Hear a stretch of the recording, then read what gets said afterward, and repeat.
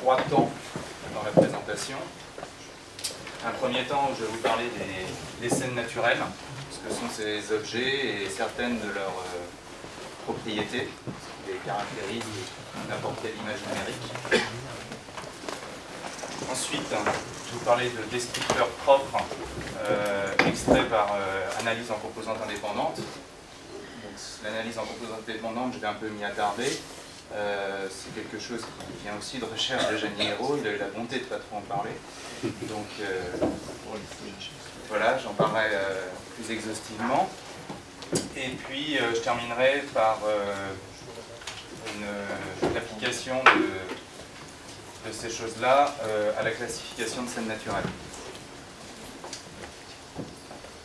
Donc comme je disais, ce sont des travaux qui ont été faits au LIS à l'époque, à Grenoble, ce qui est devenu aujourd'hui le GIPSA, sous la direction d'Anne Guérin, Liguet, et avec Anesti Santoniadis, qui était au laboratoire de mathématiques à l'époque, je ne sais pas comment il s'appelle maintenant. Donc ça c'est surtout sur quelque chose dont je parlerai à la fin de l'exposé. C'était dans l'équipe de Gianni Hérault, et dans un contexte particulier dont il a parlé au début, mais sur lequel je vais revenir, c'est-à-dire qu'on travaillait, je travaillais avec Nathalie Guyader et puis des gens de la perception visuelle, Alain Chauvin, Christian Marandaz. Donc dans un contexte particulier, le but des travaux était donc de décrire les scènes naturelles pour des applications en vision par ordinateur, donc des choses d'extraction sémantique dans les images, la recherche d'images par le contenu, mais en s'inspirant de deux domaines, donc la physiologie du système visuel et la psychologie cognitive, donc ce que Gianni vient de vous présenter. Choses qui peuvent donc donner des idées, comme il vient de vous le montrer, mais aussi qui permettent en retour de modéliser le système visuel et de donner à nouveau des idées aux gens de ces domaines respectifs. Donc voilà, oui, donc ça, il vous en a parlé. Moi, je vais me concentrer sur la partie vision par ordinateur, sachant que Hervé Gégou vous parlera aussi plus précisément de recherche d'images par le contenu en grande dimension. Je ne sais pas trop quand, demain ou demain. Probablement. Voilà, donc les scènes naturelles. Qu'est-ce que des scènes naturelles? Donc à votre droite, vous avez ce qu'on appelle des scènes naturelles, c'est-à-dire des images du monde réel, celles que vous pouvez prendre avec votre appareil photo, votre téléphone portable, etc. Ça aussi, ce sont des images, mais ce sont des images issues de, comment dire, la représentation qu'en a fait un être humain. Ça peut être une œuvre artistique, ça peut être une représentation de l'Irlande, mais ce n'est pas une photo de l'Irlande. Ça peut être des choses issues des données financières qui sont loin du monde réel, ou même, voilà, ce genre d'image, qui est une image artificielle qui représente le monde réel, mais ce n'est pas une scène. Elle a beau représenter quelque chose semblable à cette photo-là, ce n'est pas ce qu'on appelle une scène naturelle, parce que les scènes naturelles ont des propriétés statistiques particulières qui peuvent être exploitées. Je vais commencer par vous parler de certaines de ces statistiques des scènes naturelles. On s'y intéresse parce que ces images du monde réel sont les stimuli fondamentaux qui ont façonné, à travers l'évolution, le système visuel des êtres humains, et des êtres vivants, des primates et des êtres humains en particulier. Donc, ce fait générait deux champs de recherche. D'une part, les gens qui s'intéressent à la manière dont ces stimuli naturels stimulent le cerveau et comment derrière c'est perçu. Mais en elles-mêmes, les statistiques des scènes naturelles sont aussi un champ de recherche en elles-mêmes. On cherche à connaître quelles sont leurs propriétés pour un certain nombre d'intérêts pratiques. Donc l'une des premières personnes à s'y être intéressée, c'était Kretzmer, dans les années 50. C'était quelqu'un qui travaillait, il me semble, chez ATT, et il s'intéressait aux statistiques des flux d'images de télévision, pas franchement pour modéliser le système visuel, hein. C'était dans des buts de compression. On peut s'y intéresser pour des applications de restauration d'images. Je pense que Julien Méral en parlera aussi. Et puis, comme je vais vous en parler, pour des buts d'indexation ou de classification d'images.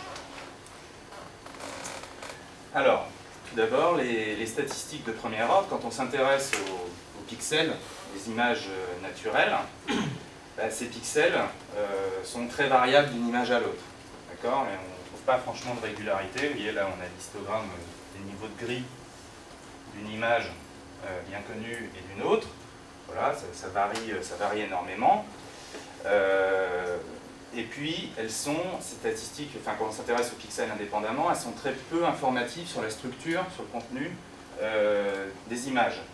Là, vous avez l'histogramme de cette image à peine modifié, donc on reconnaît. L'histogramme normalisé, enfin voilà, on peut obtenir une image complètement aléatoire ayant quasiment le même histogramme. Vous voyez là 4 images qui sont perceptiblement assez semblables, et dont pourtant les statistiques de premier ordre sont radicalement différentes. Par contre, quand on s'intéresse au spectre, enfin aux statistiques de second ordre, aux corrélations entre pixels, ou au spectre de puissance, donc sous les hypothèses dont Janie avait parlé, hein, d'ergodicité et de stationnarité, là on commence à avoir des choses intéressantes. Donc l'une des propriétés les plus intéressantes qu'on ait, enfin l'une des premières qu'on connaît, c'est que le spectre de puissance des images naturelles décroît donc en 1 sur f, en f sur f2 pour l'énergie. En fait, c'est entre 1 et 2, c'est à peu près 2. Ça, c'est caractéristique de l'invariance à l'échelle. C'est-à-dire que quand on a un spectre de cette forme-là, si on fait un zoom, ou dans un sens ou dans un autre, si on a des fréquences 2 fois plus grandes ou 2 fois plus petites, le spectre va être divisé ou multiplié par 2 puissance A. Voilà, ça, ce ne serait pas le cas pour tout spectre décroissant. Donc, cette forme de spectre est caractéristique d'une invariance à l'échelle. Ça a été étudié exhaustivement, notamment par Ruderman. Donc là, vous avez des exemples, effectivement, de décroissance de spectre pour les images qu'on a ici. Et puis, on les a ici en des Moyen-Âge, avec donc dans une échelle semi-log, où on voit bien, donc on a une interpolation linéaire, donc on a bien une décroissance en 1 sur f ou f sur f2. Voilà. Ce spectre de puissance, en première approximation, on pensait qu'il était à peu près identique dans toutes les directions, ce qui n'est pas vraiment le cas, comme l'a montré aussi Janie, notamment quand on s'intéresse aux catégories d'images. Vous avez déjà vu, je reviendrai à ça tout à l'heure. Autre propriété, celle des corrélations spatiales. Donc là, j'ai rapporté une expérience de Ruderman, qui est assez intéressante. Quand on regarde comme ça les statistiques, en fait on regarde cette fonction-là, hein, le log contraste, on regarde les pixels à différentes échelles, comme ça, et on en fait l'histogramme. Et donc on constate que les histogrammes, normalisés, se superposent, ce qui montre cette invariance à l'échelle. L'autre aspect intéressant de ce résultat, c'est que les queues de l'histogramme, là, sont droites. Alors que si on avait, donc ce qui montre la forte corrélation des pixels, si les pixels étaient indépendants les uns des autres, on aurait la somme des pixels tendrait vers une gaussienne, et donc on aurait des courbes en x2.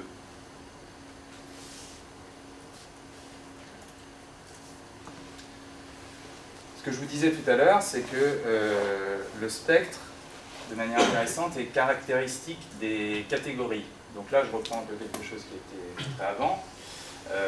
Là, on a des représentations du spectre de puissance pour différents types d'images, donc des villes, des scènes d'intérieur, des scènes dites fermées, c'est-à-dire avec peu de profondeur de champ, ou au contraire, des scènes ouvertes avec des lignes d'horizon bien marquées. Sur ce genre de scène artificielle, on voit une prédominance des fréquences horizontales et verticales, qui sont dues au grand nombre de structures horizontales et verticales présentes dans l'image. Alors que pour des scènes de nature, on va avoir des choses un peu identiques dans toutes les directions. Pour ce genre de scène-là, avec une forte ligne d'horizon bien marquée, on va avoir une prédominance des fréquences verticales qui traduisent les différentes lignes horizontales bien marquées dans la scène. Donc on voit que l'étude des statistiques, enfin du spectre des statistiques d'ordre 2 ici, reflète une certaine sémantique des catégories d'images.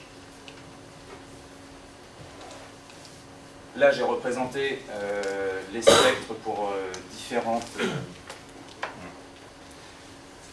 catégories, pour montrer aussi que ce n'était pas du 100%. C'est-à-dire que si vous regardez par exemple ces deux catégories-là, là, elles ont un spectre relativement semblable, alors que leur sémantique est franchement différente.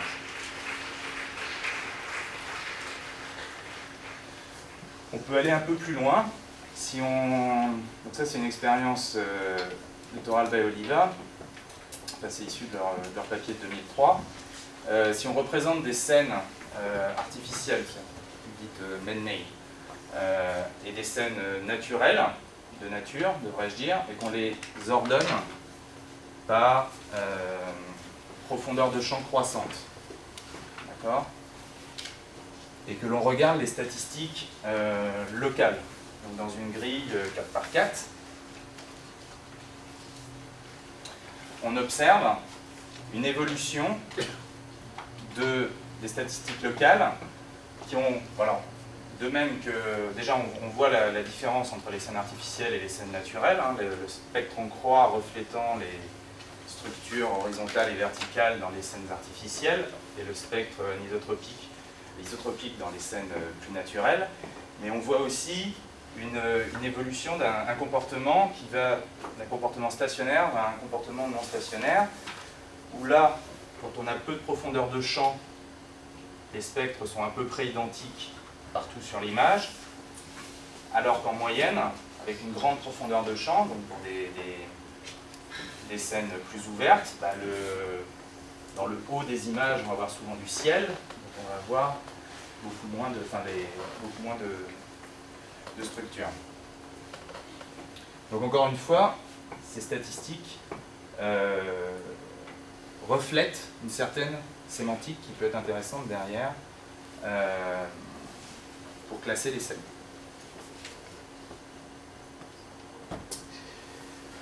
Je reprends donc un transparent que vous avez déjà vu, essentiellement pour situer les travaux. Donc vous avez beaucoup entendu parler de la rétine et des processus qui ont lieu.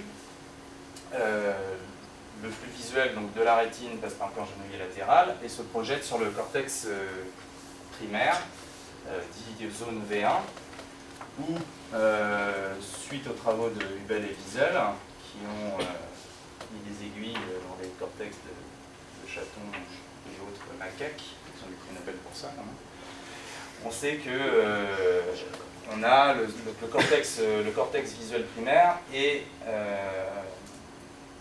organisé en banque de filtres, passe-bande orientée, à différentes orientations et à différentes fréquences. Et donc, on va chercher là à modéliser on va chercher à fabriquer des détecteurs qui ressemblent à ces cellules simples, dites simples, du cortex visuel. Le contexte, donc l'approche générale, donc là je vous ai parlé un peu de perception de scène, enfin de statistiques. Nous on aimerait avoir un modèle computationnelle, d'accord, pour représenter les scènes. Marr, dans son livre, avait proposé une manière d'établir un modèle de perception en voyant un système sensoriel comme une tâche de traitement de l'information. Et pour élaborer un tel modèle, il fallait répondre et distinguer différents niveaux. Donc le premier niveau dit conceptuel, qui cherche à identifier ce qui est calculé, l'information qui est calculée, la raison pour laquelle elle est transformée, pourquoi cette information est traitée. Un second niveau dit algorithmique, qui s'intéresse à la manière dont cette information est transformée. Et un troisième niveau dit de l'implémentation, qui cherche à savoir est-ce que c'est plausible biologiquement. Une fois qu'on a notre modèle, est-ce que ça peut être réalisé avec les circuits neuronaux. Donc dans l'approche qui va suivre, au niveau conceptuel, le codage sensoriel, donc je disais, va chercher à exploiter la structure des images du monde réel en réduisant la redondance qui peut exister dans l'information perçue.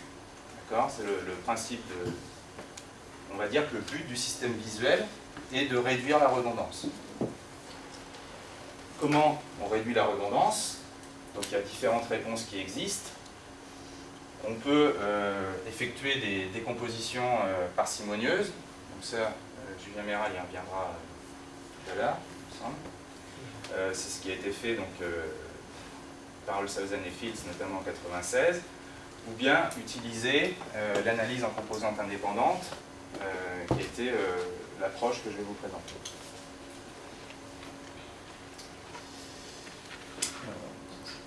Bon, disons que là, c'est le schéma général de classification supervisée dans lequel on se place. Classification supervisée, c'est identifier un peu ce qu'il y a dans une image. Pour cela, on calcule des descriptions, éventuellement à différents endroits. On en fabrique des modèles. Ça, c'est une partie dite d'apprentissage ou d'indexation qui se fait offline. Et puis, en ligne, ou dans une partie test, on calcule les mêmes descripteurs et on compare l'image de test au modèle de façon à savoir ce qu'il y a dedans.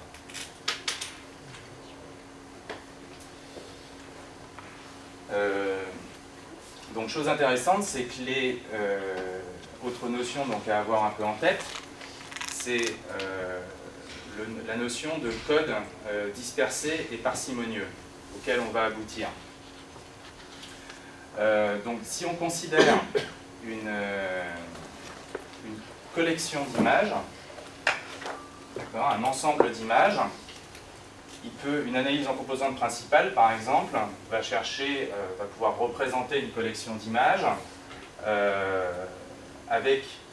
en prenant une première unité codante qui va coder l'essentiel de l'information, puis une deuxième un peu moins, une troisième encore moins, etc. Aboutissant à un code dit compact. Alors que d'autres formes d'algorithmes ne vont pas donner de prédominant, enfin toutes les unités codantes vont avoir à peu près la même activité sur l'ensemble d'une collection. Mais pour une image particulière de cette collection, elle va pouvoir être représentée ou par un grand nombre d'unités codantes, ce qu'on appelle un code distribué, ou alors par un nombre très restreint de ces unités. C'est ce qu'on appelle le code parcimonieux. Le genre de codage auquel aboutit l'ACI, c'est un code qui est à la fois parcimonieux et dispersé. Autrement dit, si c'est un bon modèle des cellules V1, on va avoir un grand nombre de cellules. Si on leur présente toutes les images du monde, et on mesure leur activité cumulée, à la fin, elles auront à peu près toutes fonctionné autant. Ça tombe bien, c'est-à-dire que la nature en a mis ni trop ni trop peu, elles servent toutes, si on leur montre tout. Par contre, la nature étant feignante, pour une image donnée, il va y avoir que très peu de ces cellules qui vont être activées à ce moment-là. C'est le genre de code auquel on va arriver.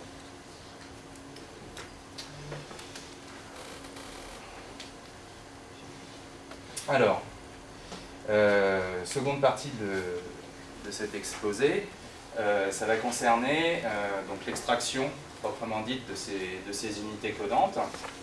Je vais d'abord vous parler, faire un rappel éventuellement de des visages propres et de choses qui ont été faites sur l'extraction de caractéristiques au niveau des statistiques d'ordre 2, voilà, des caractéristiques qui cherchent simplement à décorréler les données. Après, je vais vous parler de l'ACI proprement dite, enfin de ce qu'est l'indépendance statistique quand même, et puis de l'analyse en composantes indépendantes. Et après, je vais vous présenter donc le modèle qui permet utilisant l'ACI pour arriver aux unités codantes. Donc, je pense que la plupart d'entre vous connaissent l'analyse en composantes principales. Donc c'est algorithmiquement, hein, vous calculez la matrice de variance-covariance sur les données, vous en extrayez les vecteurs propres, et vous obtenez, donc si vous le faites sur des images de visage par exemple, ce qui avait été fait notamment par Turkey Pentland, vous obtenez ce qu'on appelle des visages propres. D'accord ? En fait, ça revient à faire des projections successives sur des axes de variance maximale. C'est-à-dire que vous prenez vos données, vous cherchez l'axe qui code le plus de variance dans ces données, tac, vous projetez les données dessus, puis après vous cherchez pour les données restantes, si je puis dire, l'axe qui va coder le maximum de variance restante, etc. D'accord ?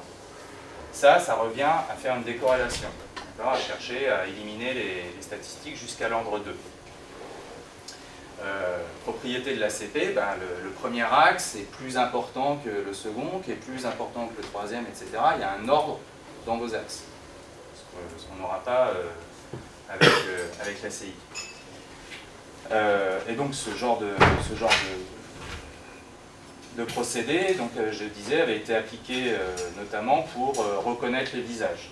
On décompose plein de visages, on utilise plein de photos de visages, on les décompose sur une base en ACP, voilà ce qu'on a. Et étant donné un visage particulier, bah, il va se projeter de manière sur cette base. Ça marche plus ou moins bien. Autres travaux importants sur utilisant des statistiques d'ordre 2, c'est la signature liste. Donc ça, c'est aussi issu de travaux venant du GIPSA. C'est théoriquement basé aussi sur une décomposition de type, en analyse en composantes indépendantes sur des scènes naturelles.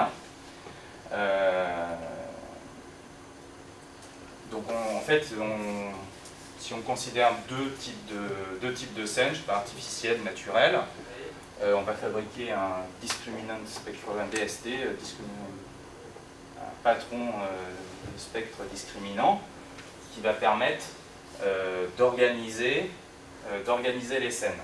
En pratique, les auteurs, donc Delivet et Donator Alba, utilisaient des approximations par filtre de Gabor, donc qui sont des modèles, qui étaient en tout cas à cette époque-là des modèles bien connus, assez reconnus des cellules simples, même si les filtres log polaires sont apparemment mieux.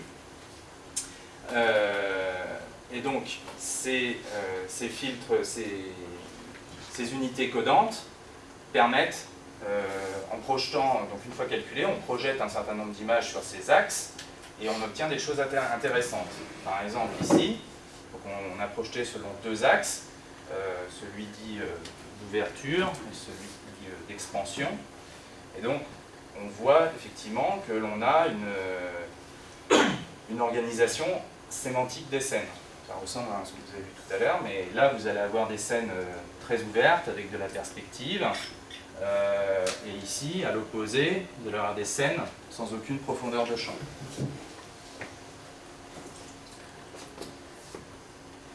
Oui, là l'image est un peu pas très visible. C'est des représentations des images par cette signature liste. Voilà, bon, ces deux travaux-là sont des ce sont des travaux qui cherchent à décorréler les données. Ils s'arrêtent aux statistiques d'ordre 2. Donc avant de vous expliquer comment aller dans les statistiques d'ordre supérieur, je vais vous présenter un peu l'analyse en composantes indépendantes. Donc issue de recherches en neurosciences, Arjani Hérault, son doctorant et Bernard Hans. Le moyen le plus aisé de comprendre, d'illustrer l'analyse en composantes indépendantes, c'est le problème de séparation de source aveugle. D'accord? Vous imaginez une soirée avec plein de gens qui discutent entre eux, éventuellement de la musique très très forte, donc plein de sources sonores, et quelqu'un en particulier au milieu de cette soirée qui cherche à se focaliser sur une voix en particulier, par exemple celle de la personne avec qui elle parle. Problème, donc on a plein de voix qui se mélangent, donc là on a un mélange à ce niveau-là, et le but de la séparation de source aveugle va être de séparer ces voix-là. La bonne nouvelle, c'est que les humains y arrivent très bien, très très bien. Par contre, une fois qu'on cherche à le faire avec des micros, ça devient plus compliqué. De façon un peu plus formelle, disons qu'on a n sources dites indépendantes, d'accord, donc les voix, la musique, etc., qui vont être observées par P micros, et on va essayer de retrouver les voix et la musique, éventuellement. Donc qu'est-ce que c'est que cette indépendance? Cette indépendance, c'est pas l'indépendance acoustique. Quand je parle, on espère que ce soit à peu près cohérent, ce que je dis à un instant T, à peu près une certaine cohérence avec ce que je dis à l'instant T plus 1. J'ai dit 2 fois acoustique. Ouais, enfin là c'est sémantique. C'est pas une indépendance, donc je disais sémantique pour ça, ni acoustique. Hein, dans une langue donnée, la parole va être à peu près toujours la même. Enfin, si vous parlez en français, vous allez avoir une certaine sonorité. Si vous parlez dans une autre langue, ça va être aussi une sonorité propre. Donc on parle bien d'indépendance statistique.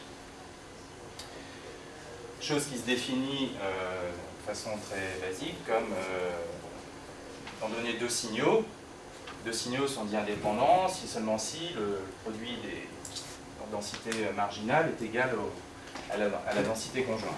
La densité conjointe est séparable. Donc ça, c'est un peu compliqué à modéliser, évidemment, des densités complètes. Donc on s'intéresse à des choses un peu plus simples, notamment aux moments et aux cumulants. Alors les moments, vous connaissez sûrement. Pour expliquer ce que sont les cumulants, disons que les moments, ce sont...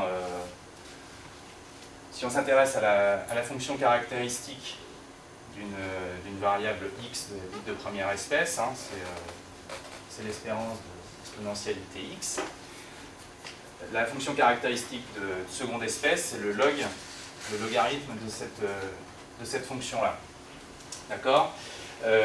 Les moments, ça va être les fonctions, enfin les coefficients du développement en série de Taylor en 0, donc série de Maclaurin, de cette fonction-là. Les cumulants, ça va être les coefficients du développement en série de Taylor ou de Maclaurin, enfin Taylor en 0 dit de Maclaurin, de cette fonction-là. Donc ça, c'est propre. On peut, enfin dans la littérature, vous trouverez des gens parlant de fonctions génératrices de moments ou de cumulants. C'est-à-dire que ça va être, au lieu d'utiliser vraiment la fonction caractéristique, ben, ils vont enlever le i. D'accord? Ça va être plus simple, ça revient au même. Et donc le moment, ça va s'exprimer vraiment comme ça, comme moins i puissance n, la dérivée énième de cette fonction de première espèce en 0, et le cumulant, bah, la même chose, mais pour la seconde espèce. Évidemment, la correspondance entre cette formule-là et la formule plus connue des moments est directe. Bon, on peut l'écrire, hein, ça se fait assez facilement. Donc ça, c'est en une dimension. En plusieurs dimensions, bah, c'est pareil, en dimension P, d'accord? Mais là où ça devient intéressant, c'est qu'on peut s'intéresser à des moments croisés. Donc on a deux signaux, enfin P signaux dans ce cas-là, Et on va s'intéresser au moment d'ordre n, donc ça va être l'espérance de x1 xp à certaines puissances, la somme des puissances étant égale à l'ordre. D'accord? Ces moments croisés, ça donne un peu les dépendances entre les signaux. Enfin, ça caractérise les dépendances entre signaux. Et les cumulants peuvent s'exprimer en fonction des moments croisés ou des moments centrés, plus exactement. Justement, donc les moments centrés, vous les connaissez bien. Hein, le premier moment ou cumulant connu, c'est la moyenne. Le deuxième, ça va être le moment. Donc le moment centré, c'est le moment auquel on a enlevé la moyenne. La variance, ça va être le moment centré d'entre deux.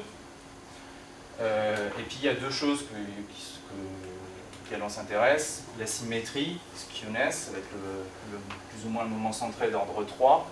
Ça va caractériser une distribution de cette manière-là, c'est-à-dire à quel point elle est tordue, asymétrique. Plus intéressant dans notre cas, c'est le kurtosis. Le kurtosis, ça va caractériser la forme générale d'une fonction. Donc, on distingue la normalité, c'est la fonction pour le coup normale, la gaussienne, en rouge là. Et on va distinguer, donc elle a un kurtosis nul. Et puis, on va distinguer les fonctions dites surgaussiennes, donc c'est la verte. Donc elles sont très piquées en 0.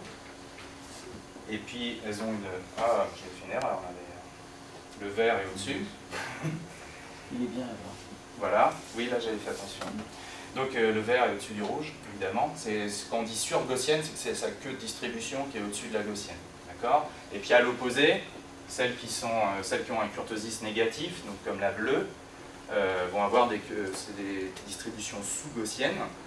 Et donc celle-là, voilà, ont un kurtosis négatif. Pourquoi on s'intéresse à ça? En fait, on s'intéresse surtout aux fonctions surgaussiennes. Parce qu'une fonction surgaussienne, en gros, ça veut dire,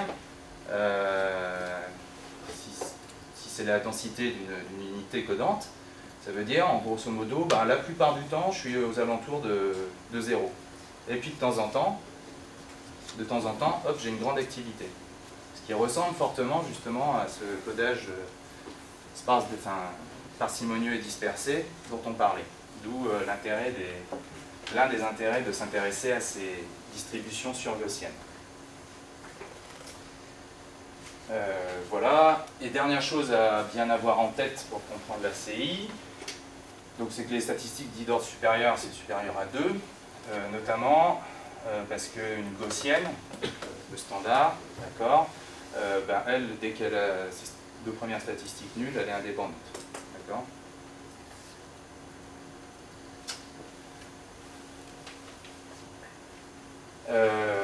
Voilà, donc, analyse en composantes indépendantes.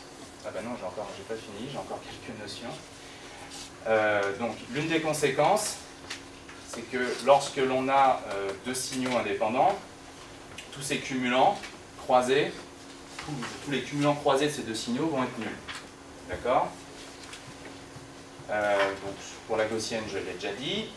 Et pour parler proprement d'indépendance dans le cadre de l'ACI, on va s'intéresser aux fonctions de contraste, ou contraste, d'accord? Ce sont des fonctions qui vont caractériser l'ensemble des solutions qui permettent de trouver les signaux indépendants. Disons que c'est une mesure d'indépendance, pour simplifier. Donc l'exemple typique de mesure d'indépendance, ça va être l'information mutuelle, d'accord? L'information mutuelle, c'est la divergence de Kullback-Leibler, distance entre guillemets, entre la probabilité conjointe de signaux et le produit des marginales. C'est-à-dire ça, c'est quand elles sont égales, on a indépendance par définition, d'accord? Et donc on mesure la distance entre guillemets entre ces deux quantités. Donc si je reviens à mon problème de séparation de source, on imagine que l'on a n sources indépendantes qui sont mélangées par une matrice de mélange. Nous, on a accès à des observations X qui sont AS, et on cherche donc à fabriquer une matrice de séparation W de manière à estimer Y qui sont les estimations de S. D'accord ? Voilà, donc ça c'est le modèle de base de la CI, dit mélange linéaire. Là j'ai dit que j'avais une matrice. Instantané, voilà, c'est que. Et donc là je fais le produit. Et non bruité. Parce qu'on peut imaginer ajouter un petit bruit gaussien ici.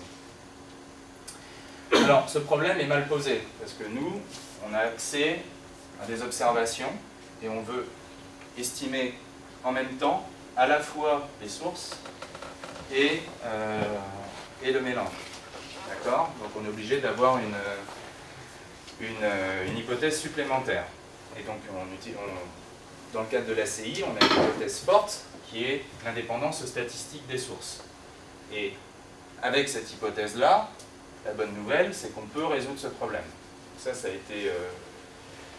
été écrit proprement en 1994. Donc c'est possible, pour peu qu'on ait au moins autant d'observations que de sources, et qu'il y en ait au plus une qui soit gaussienne. Et gaussienne, ça pose problème à cause du fait qu'au-delà de l'ordre 2, leur indépendance est difficilement... on ne peut pas la détecter. Néanmoins, même si c'est possible, on n'a pas des résultats aussi forts qu'en ACP, c'est-à-dire qu'on reste deux indéterminations, une sur l'ordre des sources. Là, on va voir source 1, 2, n, à l'autre bout, elles vont être mélangées, et il n'y a pas moyen de savoir quel était l'ordre. Grosso modo, parler, ils arrivent à distinguer les voix, mais vous ne savez pas si ça vient de telle ou telle personne. Et puis une autre détermination sur l'amplitude des sources. D'accord ? Alors il existe plein d'algorithmes pour faire cela. Généralement, dans les années 90, on dit qu'il faut, pour faire un algorithme, définir une mesure d'indépendance et trouver un principe pour l'évaluer. Donc la mesure d'indépendance, proprement, c'est un contraste. Et le principe algorithmique peut varier, ça peut être une descente de gradient ou autre chose, parfois fortement lié à la mesure d'indépendance. Et là, je vais vous parler un petit peu juste de trois algorithmes. Ces deux-là, parce qu'ils ont un lien avec la perception visuelle ou la physiologie. Donc le premier, celui qui avait été fait par Janier Hérault et Christian Jutten, donc d'inspiration neuromimétique. Si je me souviens bien, le but c'était pas de séparer les voix lors d'une soirée cocktail, mais de séparer les signaux de cellules proches. Donc ça se mélangeait et voilà, il faut retrouver les signaux indépendamment. Donc c'est l'algorithme original. En fait, ils ont proposé une règle d'apprentissage. On cherche à estimer donc la matrice de séparation W avec que des zéros sur la diagonale. Et donc la règle d'apprentissage proposée pour les poids de cette matrice W, c'est simplement le produit de deux fonctions impaires différentes. Voilà. À choisir en fonction de la densité des sources, justement.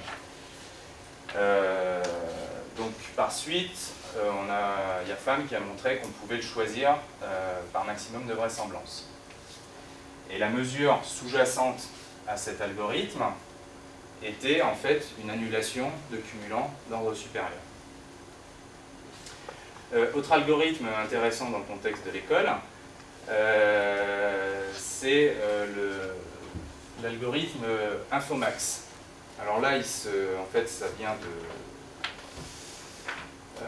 du principe. Donc, le principe Infomax, c'est avant tout un principe émis par Linska en 88 qui dit que l'implémentation d'un modèle cognitif par réseau de neurones artificiel doit maximiser le taux de transfert d'informations d'une couche à l'autre du réseau de neurones.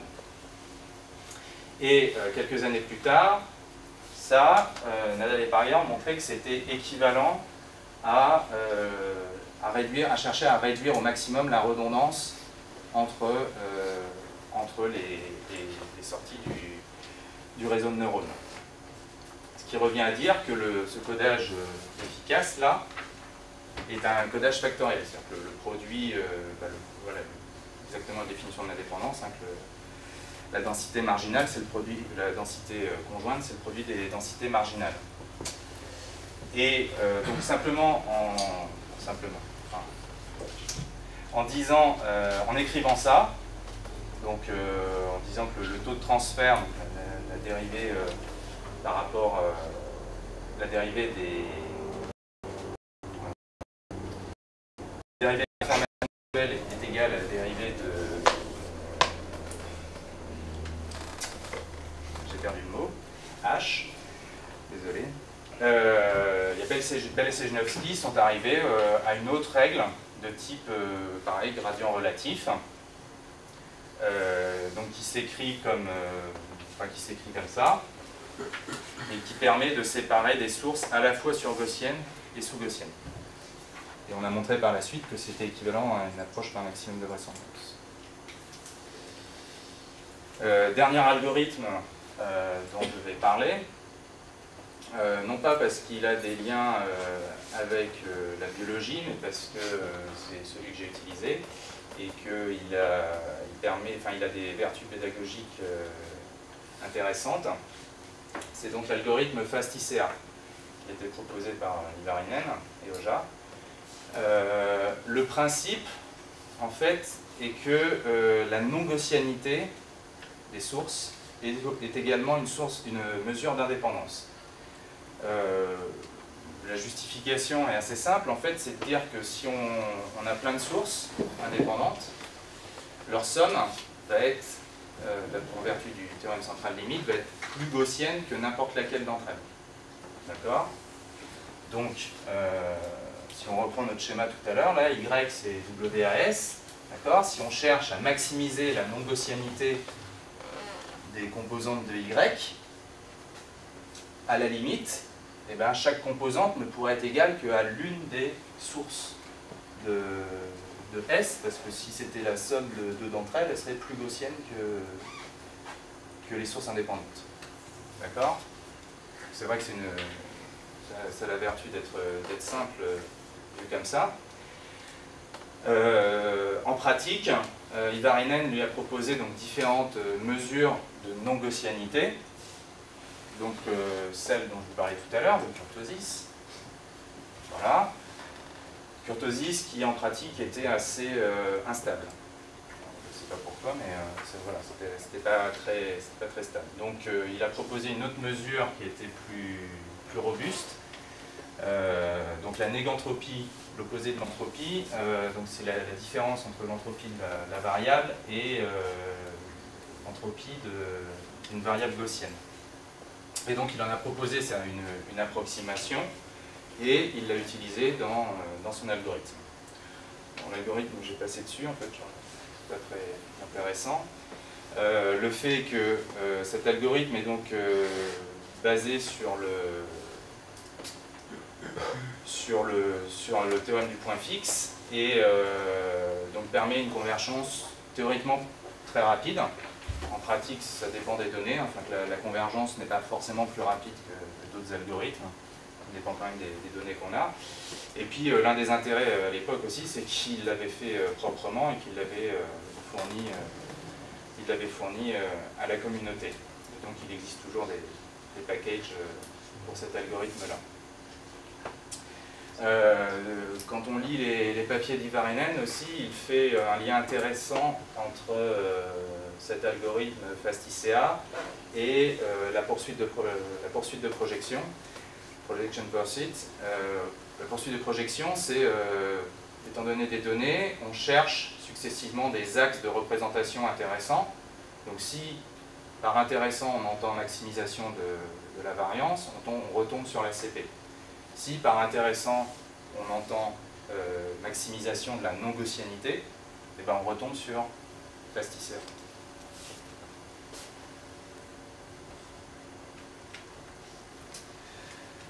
Voilà, donc avant de vous parler de l'application de l'ACI aux images naturelles, je cite sur Intransparent quelques autres applications qui ont existé. Donc, pour la parole, j'ai commencé par l'illustrer par le problème de la soirée cocktail, mais paradoxalement, ce que je vous ai présenté ne s'applique pas du tout aux signaux de parole, parce que les signaux de parole, il faudrait des modèles convolutifs.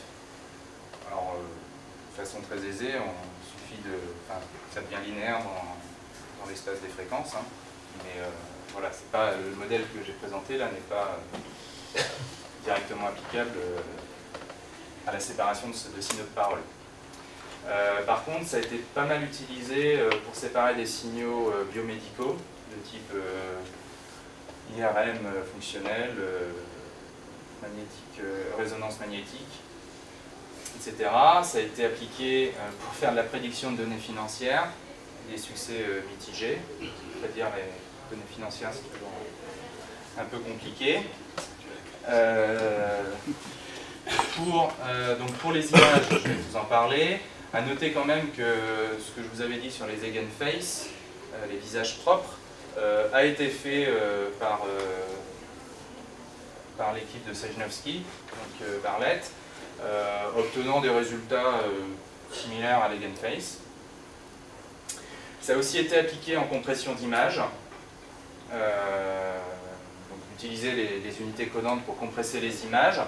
Ça donnait à l'époque, j'ai pas mis la référence, mais ça donnait des résultats comparables à ce qui était obtenu avec la compression JPEG, mais moins bien que ce qui était obtenu avec la compression par ondelette.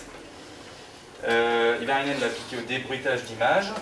Et puis, oui, un des travaux intéressants, là, c'était sur l'estimation de transparence dans des films, essentiellement. Voilà, essayer de trouver le mouvement d'une vitre qui passe devant quelque chose. C'était intéressant au sens où le modèle utilisé, c'était vraiment très différent de ce que je vais présenter. C'est-à-dire que, tout simplement, il disait l'image, c'est une image plus une autre. C'est un modèle additif. Voilà. Alors, rentrons dans le vif du sujet. Le modèle de génération, une image est vue de manière assez simple. Une image ou une partie d'image en fait. Une image c'est trop grand. Une imagette. Elle est vue comme résultant de l'activité d'un certain nombre de sources indépendantes qui se projettent sur un modèle interne. Et donc, le but, typiquement de façon totalement symétrique à ce que je vous ai présenté pour l'ACI, le but, ça va être donc d'estimer conjointement l'image comme une décomposition linéaire d'un certain nombre d'activités sur ces unités codantes. D'accord ? Donc l'ACI permet de le faire. En pratique, on va prendre une collection plein d'images. D'accord ? On va en extraire des imagettes. Ça va être... ces imagettes vont constituer nos données. Et par analyse en composantes indépendantes, on va estimer conjointement les unités qui ont permis de les coder, enfin voilà le modèle, et leur activité projetée sur cette base. Activité qui, si on a suffisamment d'images, va donner des signaux statistiquement indépendants. Donc à la redondance minimale. Alors on peut effectuer un certain nombre de pré-traitements. Donc je vous disais, la première chose à faire, c'est déjà d'utiliser non pas des données trop grandes, parce que sinon il faudrait une quantité faramineuse de données d'une part, et puis des ordinateurs qui suivent d'autre part. Donc en pratique, on utilise plutôt des imagettes de taille 8.8, 16.16, 32.32, guère plus. On peut appliquer une apodisation comme ça, filtre de Butterworth ou quelque chose dans ce genre-là, qui évite donc les effets de bord. Et puis, donc derrière, on a une collection de... Donc là, si les imagettes font 32 par 32, on a une collection de données sur lesquelles on peut appliquer une analyse en composante principale, puis une analyse en composante indépendante. L'analyse en composante principale permettant notamment de sélectionner, enfin de réduire, d'enlever les données à faible variance, et donc de garder, enfin, par exemple, si on applique ce genre de fenêtre, là, parmi les 1024 dimensions, on voit bien que toutes les dimensions qui sont sur les bords, elles ne vont pas avoir une grosse variance, donc c'est pas la peine de les garder.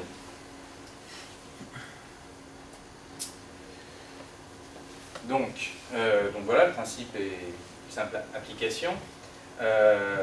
Donc ça, c'est on a nos images, on les met tous en entrée de notre algorithme, après avoir fait ce que je viens de dire, hop, on a notre collection. Néanmoins, on peut aussi le faire par catégorie. L'intérêt, c'est de voir un peu comment vont se comporter ces unités codantes, justement. Donc, par exemple, là je l'ai fait sur les 4 catégories dont je vous parlais tout à l'heure, et on peut obtenir une collection propre à chacune des catégories d'images.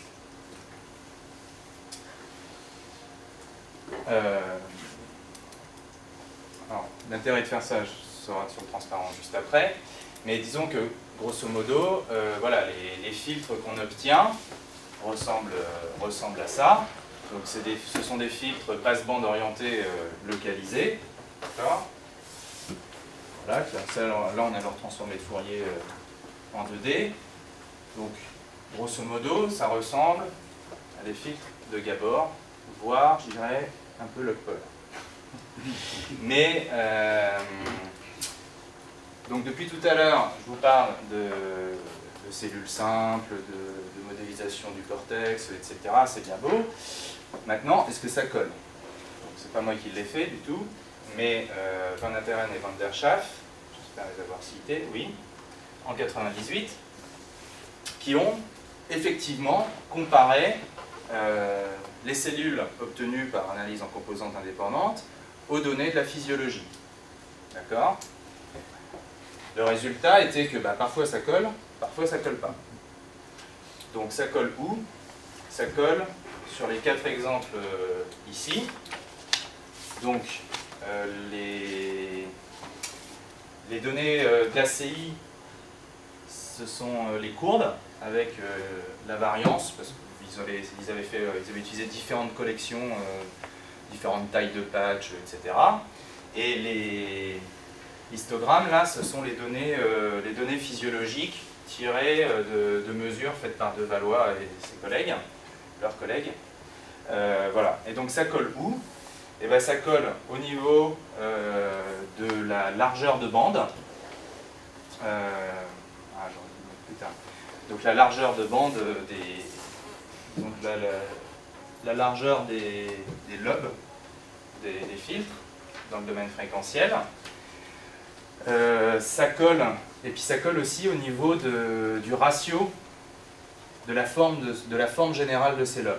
C'est-à-dire est-ce qu'ils sont étendus, plus ou moins étendus, etc.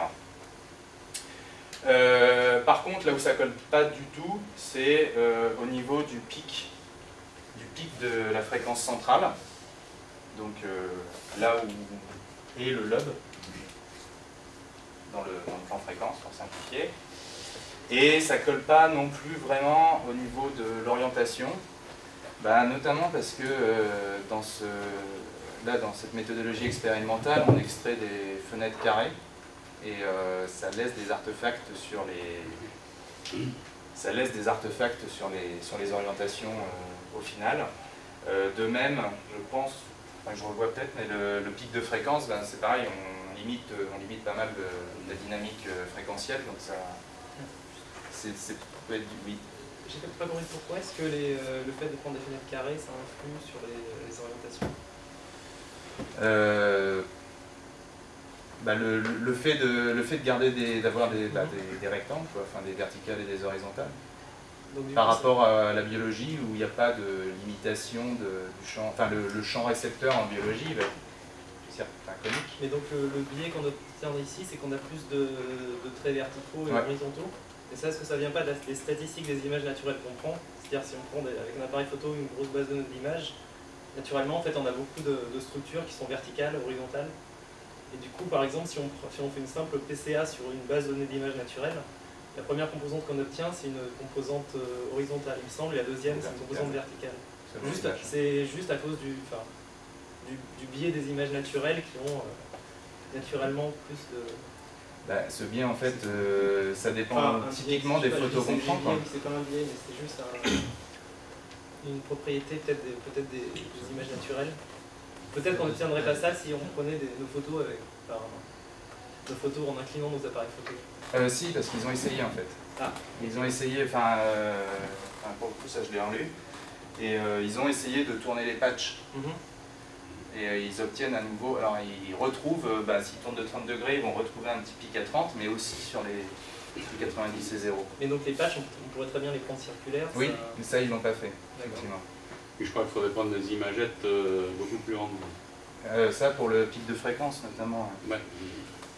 Parce que là on est limité.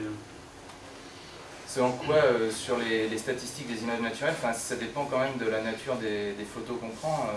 Je pense que la prédominance des horizontales et des verticales va être moins importante si on prend des photos en forêt, vraiment avec du fouillis, des images, donc, à part s'il y a vraiment des arbres verticaux et une forêt très, très peu dense, que si on prend des photos effectivement man-made, si on prend des photos d'intérieur, d'extérieur, là oui, plein de verticales, plein d'horizontales. Si on prend des photos, c'est ce que je montrais tout à l'heure,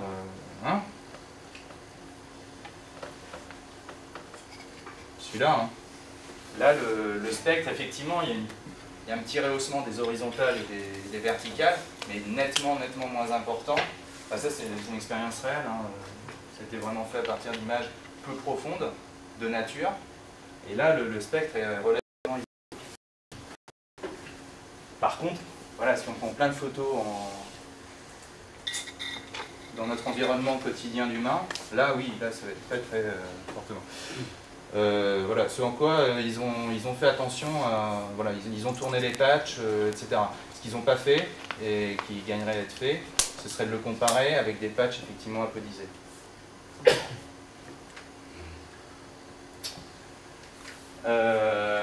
Voilà, donc néanmoins, là où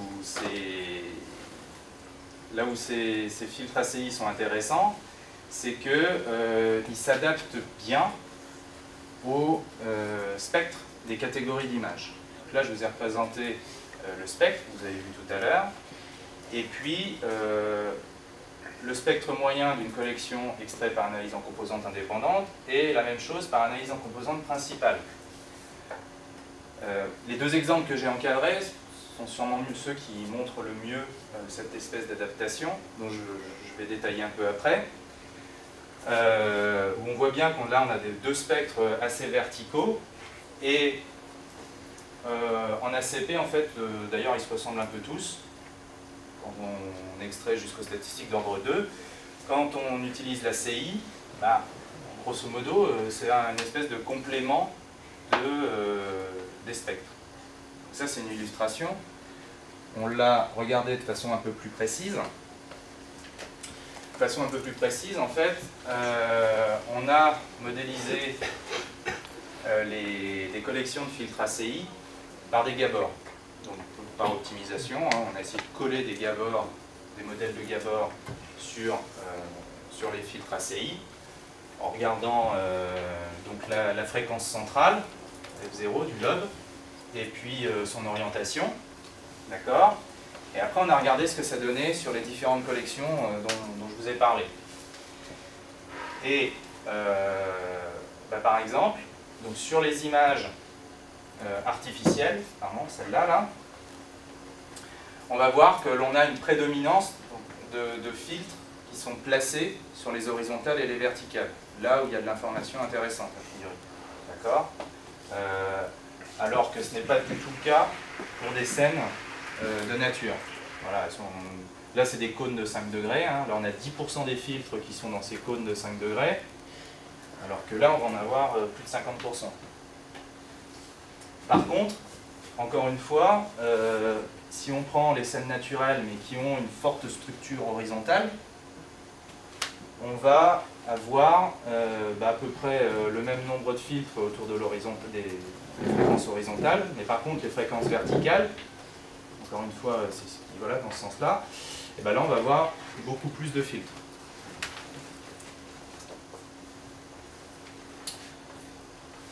Autre résultat assez intéressant, c'est quand on s'intéresse au facteur de forme des filtres. Donc, le facteur de forme, c'est le ratio entre la longueur et la largeur des lobes. Donc si le facteur de forme est égal à 1, c'est un cercle, en gros, la gaussienne est parfaitement circulaire. Ça, c'est un facteur de forme inférieur à 1, donc il s'adapte, il est le long de l'orientation, le long de son orientation, congruent à son orientation, et s'il est supérieur à 1, il est au contraire opposé. Et donc ça marche grosso modo, la plus belle courbe c'est celle-là, d'accord, où on voit, là on a les différentes orientations, là le facteur de forme, et on voit que les filtres, pour les horizontales et les verticales, il va avoir, à 0 et à 90 degrés, il va avoir tendance à plus s'adapter, à être plus sélectif sur cette orientation. D'accord ? Donc en gros, on retrouve plus ou moins ça sur ces trois-là, à exception de celui-là, où là, on a un facteur de forme en moyenne fortement supérieur à 1, y compris à 0 degré. Mais il faut voir que dans le plan fréquence, à 0 degré, un facteur de forme supérieur à 1, ça veut dire qu'il va essayer de chercher encore à s'adapter dans le sens des verticales, enfin des fréquences à 90.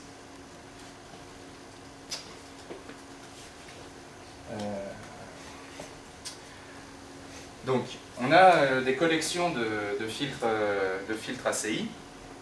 Et comme je vous ai dit, si on a des données de dimension 1024, on peut avoir jusqu'à 1024 filtres, ce qui fait beaucoup après, une fois qu'on s'intéresse, qu'on veut les utiliser pour classifier des scènes. Donc, on a cherché